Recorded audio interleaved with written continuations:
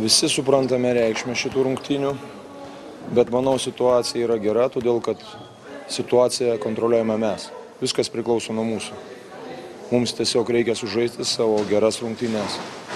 Rungtynės nebus lengvos, todėl kad Vokietijos komanda visą laiką vadovaujama ir visos komandos vadovaujamos Dirk Bauerman pasižymi charakteriu. Jos kovoja iki galo, jos niekada nepasiduoda ir nežiūrinti tai, kad jie galbūt neturi tų daug pergalių, jie kovoja prieš visus lyderius ir visada niekada nepanikuoja, net pralaimint. Ir visi matė, kaip turkams vedant 14 taškų, jie grįžo žaidimą ir laimėjo rungtynės. Taip, kad koncentracija ir kova turi būti visas 40 minučių.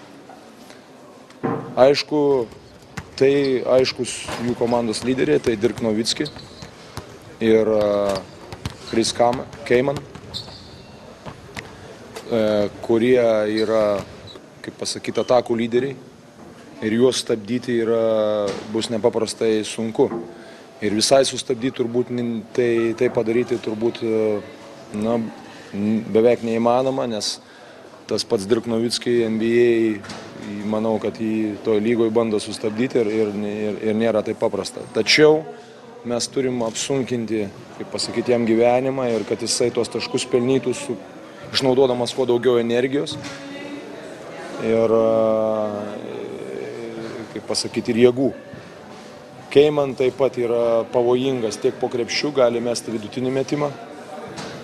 Manau, kad jis kažkiek tai yra lėtesnis nei mūsų centrai ir mes turime žaisti greitai. Bet be šitų dviejų žaidėjų nereikia pamiršti ir kitų. Jie turi puikių metikų ir Vokietija viena iš pirmųjų komandų reitinguose metančių tritaškių. Jie turi, kaip galima pavadinti, X Factorius 10 numerį, sunku ištarti pavardę, kuris per paskutinės rungtynės su Turkija tiesiog 3 ar 4 iš eilės tolimus pataikė ir padarė persilaužimą. Tas pačias Safarčikas ir Benzingas ir turi jaunų žaidėjų. Žaidžia kietai, žaidžia agresyviai ir disciplinuotai labai. Taip, kad mums laukia tikrai sunkios rungtynės. Treneris Dirkas Nowitzkis, prieš jį dvigubinsit gynybą. Kas? Darius Songaila, Paulius Jankūnas, kam teks tas pagrindinis? Gal aš neišduosiu tų paslapčių iš anksto, bet jisai yra per geras pasuotojas ir nėra taip paprasta jį dvigubint, bet mes esam paruošę tam tikrų dalykų ir žinoma, kad Darius yra žaidęs su juo ir prieš jį tiek rinktiniai, tiek toj lygoje. Ir Paulius, tai yra du kandidatai, kuriems bus skirtas šitas darbas. Tai yra lemiamas rungtynės ir tai prideda to pasitikėjimo, daugiau koncentracijos, susikaupimo, ar vis dėlto tai gali, kaip tik padaryti taip, kad krepšininkai turėtų... Nesvarstom tai, mes koncentruojamės tik į rungtynės. Aš manau, kad mums šita dilema yra nuo pat pradžių, mums visos buvo lemiamos. Šiaip, aš manau, kad yra gerai, kad mes esam tokioje situacijoje. Aš manau, kad kitos komandos yra blogesnė situacija. Bet tai neturi,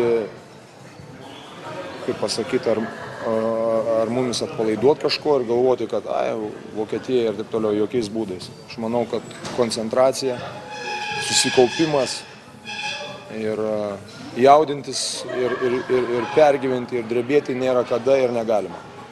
Jankūnas sakė, kad pamatysime per šias rungtynes tikrąjį rinktinės veidą. Taip ir bus?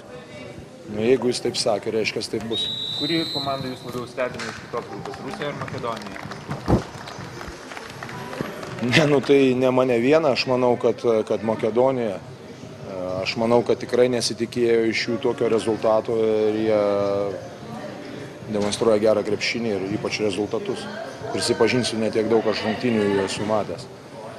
Bet tai, kad jie pateko ir tai, kad jie su Rusija ten dėl pirmos antros, berods taip kausis grupėje, tai jau tai yra, manau, kad didelis pasiekimas jiems. Aš nežinau istorijos, bet aš manau, kad kad tai vienas geresnių čempionatų ar geriausių jiems.